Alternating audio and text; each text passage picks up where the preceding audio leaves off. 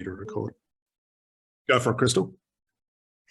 So with clients who, for example, let's say traumatic memory comes up, and then they're having difficulty coping after the first session, could you give them a recording just to help them cope with the flashbacks, the sleeplessness, that kind of a thing, until it kind of settles down? Or what would be your recommendation? You know the answer to that.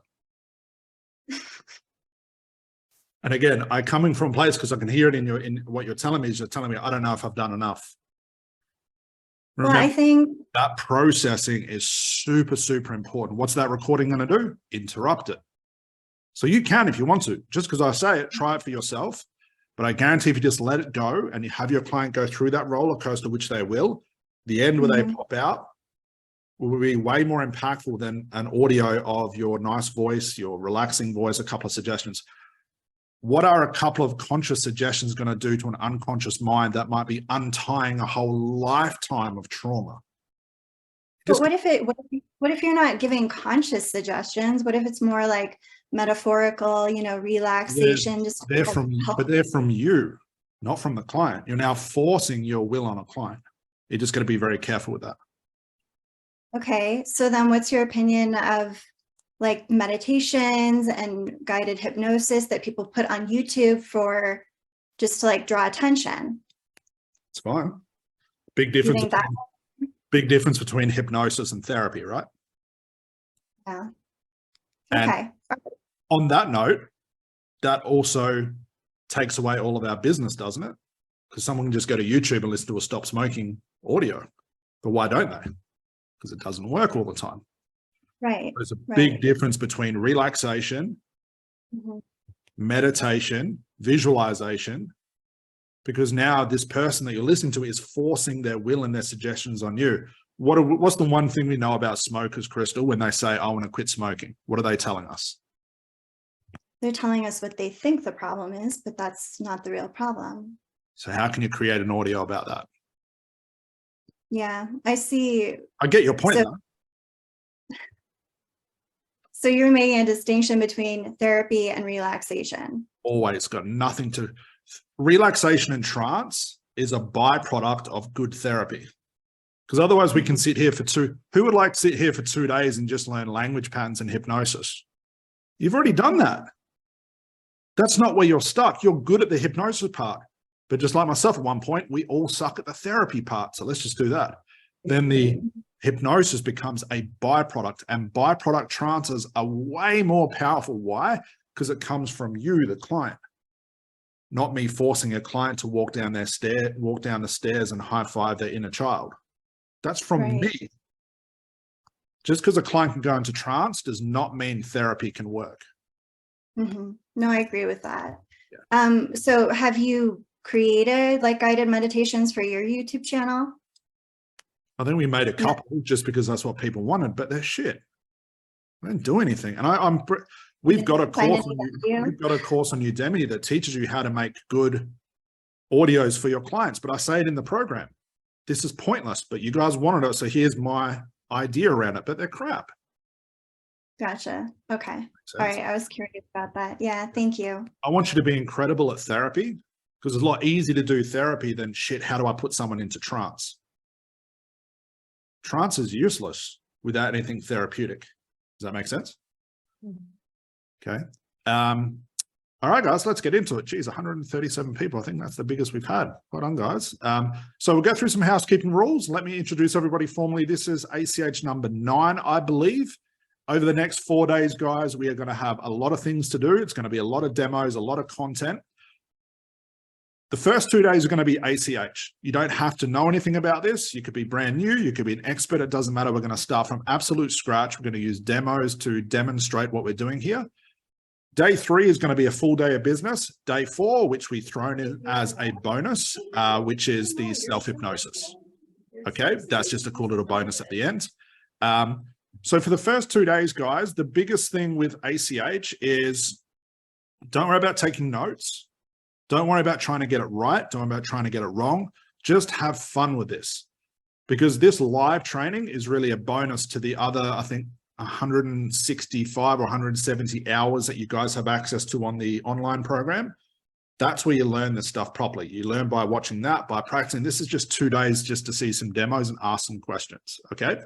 Now, obviously, because we are recording, just be mindful of your own health, guys. Make sure you're drinking, get some snacks, walk around. We'll have breaks every couple of hours. But if you decide to get up and, I don't know, whack your kid in the backside because he's talking too much, just be mindful. I've got it on camera, so turn your camera off. Like I said, we'll have plenty of breaks as well. This is a very casual training.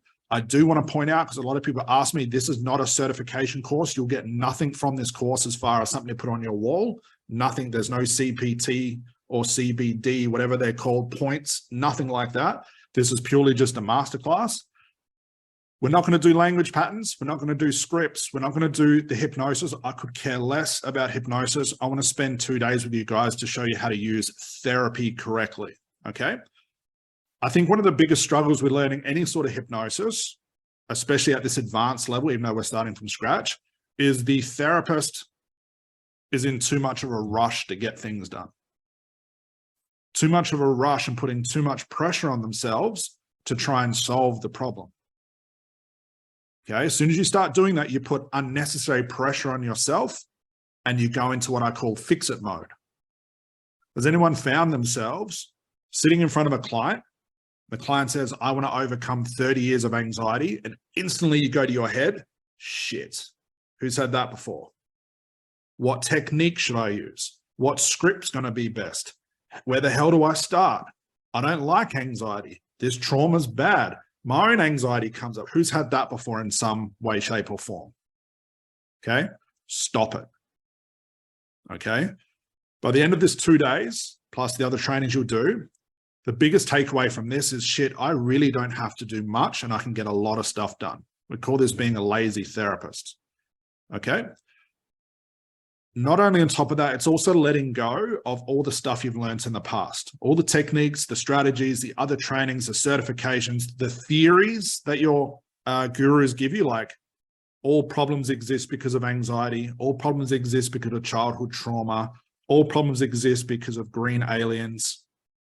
When you start hearing your gurus talk about this stuff, instantly, I want you to put your fingers in your ears and tell them to shut up, because it's all a guess. It is all a conclusion. Who here has seen enough clients under the same niche to realize, wow, it's all different, but it's labeled as the same thing. Like every client I've seen has have a different reason why they smoke, a different reason why they have anxiety. What is that telling us about people? They are all different. So we cannot start in a place where, my guru said all anxiety exists because of childhood trauma. That means you've got childhood trauma. I've got the perfect technique for that. As a therapist, what have I now done that violates even what gurus say is a principle, but they violate as well? What's the main common principle that violates that sort of thinking? What do you think it is?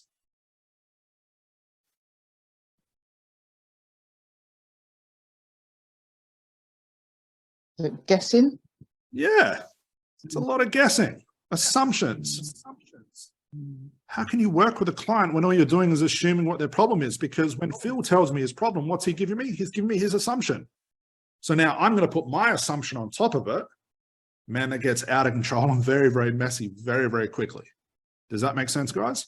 So this should take the pressure away from you. If Valerie's my therapist and I say, Valerie, I want to quit smoking after 45 years of smoking, she goes, cool, let's start. Because she knows that's not what she's solving. So there's nothing to freak out about. Okay, so we're going to break through a lot of those theories, those ideas, those concepts, because I want you guys going into this and bring the fun back in. Has anyone found after certification, training, blah, blah, blah, it's starting to get really, really complex and it's not that fun anymore? Has anyone found that as well? It's just getting over the top. It's too much stuff to remember. So with ACH, we're really going to be following 6, maybe 8 principles that you can apply no matter the problem.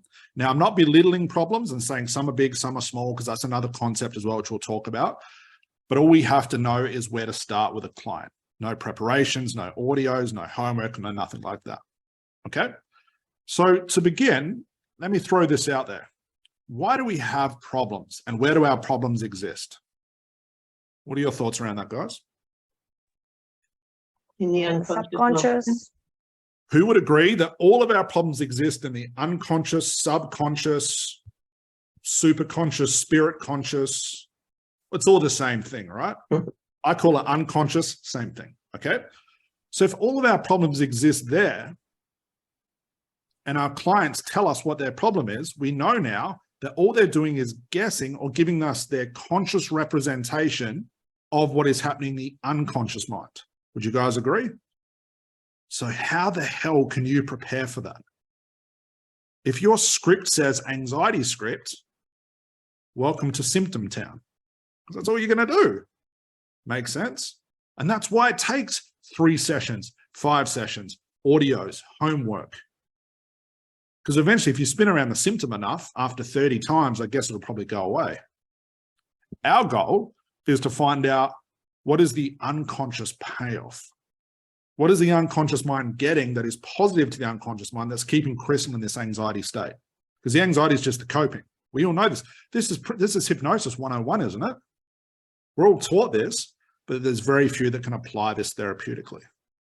Okay? Who here has ever had a problem in their life? Let's see how many liars we have. Oh, everyone put their hand up. Good. Okay. Who here struggled to solve that problem? Why? We're all therapists. We know. Why do we struggle with it? The problem is a resource. Problem's a resource. Yep. It's You're trying coping. to fix it in your head. It's in your head because you're just guessing. It's why you need a good, it's very hard to be your own therapist. Now, sure, that destroys the whole personal development industry, but it is what it is. No jumping around for 3 days with Tony Robbins is going to solve trauma and anxiety and smoking and stuff like that, because it's solving the wrong thing. We all know this, okay? So with that in mind, is everyone happy just to put aside all the conclusions, all the other stuff they're being taught just for the next 2 days? You can bring those stuff back in. But ultimately, if you can do that well enough, it'll just make doing therapy so much easier. Is everyone happy with that? Okay, cool. Everyone happy to tear up the scripts and all that sort of garbage as well? Yeah, cool. All right. So the best place for us to start in this blank sort of place where we don't have any thoughts, nothing in mind, is to start at the very start of ACH, which is where we start no matter what the problem.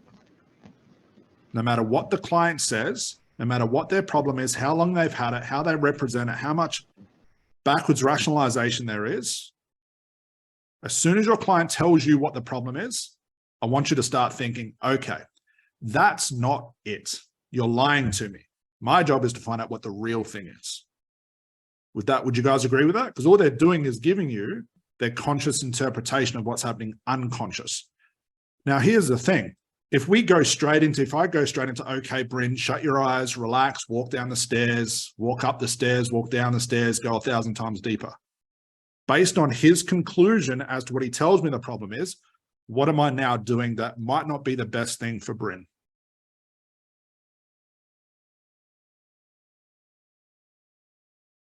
Any ideas? Taking the problem into trance. It's called dirty trances. I'm saying, okay, Bryn, let's take your conclusion, put it into trance where it might exacerbate. And let's talk about your problem here that you think it is when really the problem's over here. And let's hope that if I relax you enough and give you something to visualize, it's going to be good to break free of whatever this is. Okay? 3 types of trances we deal with. Hypnosis, relaxation. I can lay on my couch and watch a movie and relax. Doesn't mean I'm going to get any therapy. Okay? Just because someone can go into trance doesn't mean Kelly, if I'm working with Kelly, doesn't mean she's going to get therapized. She's just relaxed. Make sense? That's the first thing. The second thing is dirty trances. If I take Kelly's conclusion into the trance and start talking about it, which exacerbates things, chances are it's going to get worse. The unconscious mind's going to sit back and go, this is fun. You're not even close to what the real thing is. This is hilarious. You don't know what you're doing.